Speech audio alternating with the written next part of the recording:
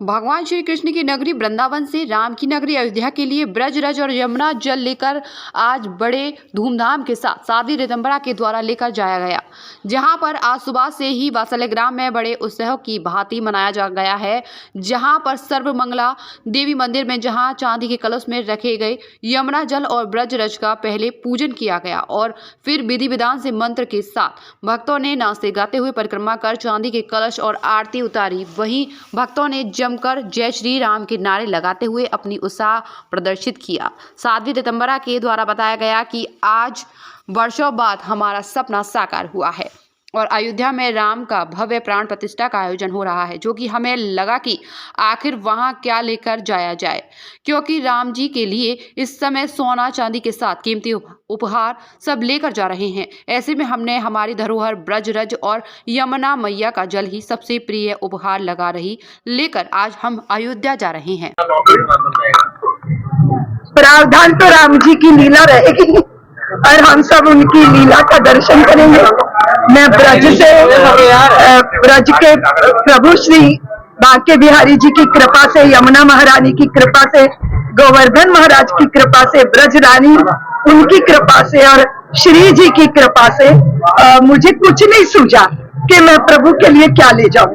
मैंने बहुत विचार किया कि ठाकुर जी के चरणों में क्या समर्पित किया जाएगा, क्योंकि हमारा जीवन ही उन्हीं के चरणों के लिए है। फिर लगा कि ब्रज के रज और यमुना के जल से श्रेष्ठ धन कोई नहीं है, इसलिए वो ब्रज की रज और यमुना का जल लेकर मैं अयोध्या जा रही हूँ और ब्रजवासियों का स्नेह और वो श्री राम और श्री कृष्ण कभी राम बन के कभी श्याम बन के चले आना, प्रभु जी चले आना, तो वो एक ही तत्व है। तो हम सब लोग आनंद में विभोर हैं। अयोध्या 22 जनवरी हमारा नया इतिहास रच रहा है। आप जानते हो हम इतिहास बनाने वाले लोगों में हैं, इतिहास और कहानियां रचने वाले में, रत्नाकर गंगा जी को भू पर लाने वालों में से हम लोग जीवन के परम उद्देश्यों को नभ से धरती पे लाने वाली परंपरा के संवाहक हैं।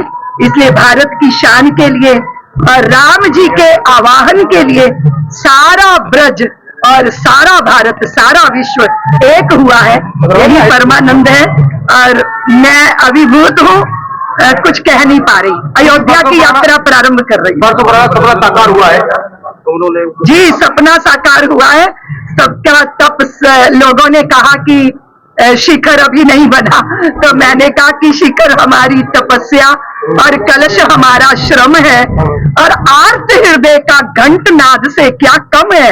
हम घंटियां बजाते हैं मंदिरों में, लेकिन 500 साल से हमारे हृदय आर्तनाद कर रहे हैं।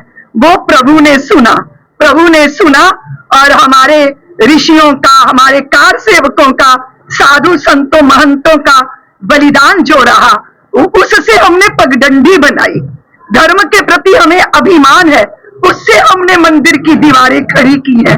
वो जो मंडप है वो साधारण मंडप नहीं है, उस मंडप में हमारे सपने बुने हुए हैं, उन स्तंभों में हमारी प्रतीक्षा है और गर्भगृह जो राम मंदिर का है वो सदियों से हमारे व्याकुल मन की प्रतीक्षा है।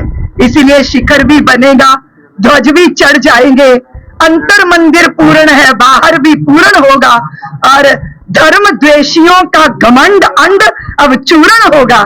इस भाव के साथ धर्म ध्वजा वाहकों का दर्शन करूंगी, संतों का दर्शन करूंगी और 22 जनवरी को जब पट खुलेंगे भगवान का दर्शन करूंगी। जीवन धन्य, सार्थक, पूर्ण, परिपूर्ण ऐसा हो जाएगा। दीदी, संतों की बात आ रही है तो चारों शंकराचार्य इसमें नहीं गा रहे हैं। अरे अब आप उस आनंद की बात करिए।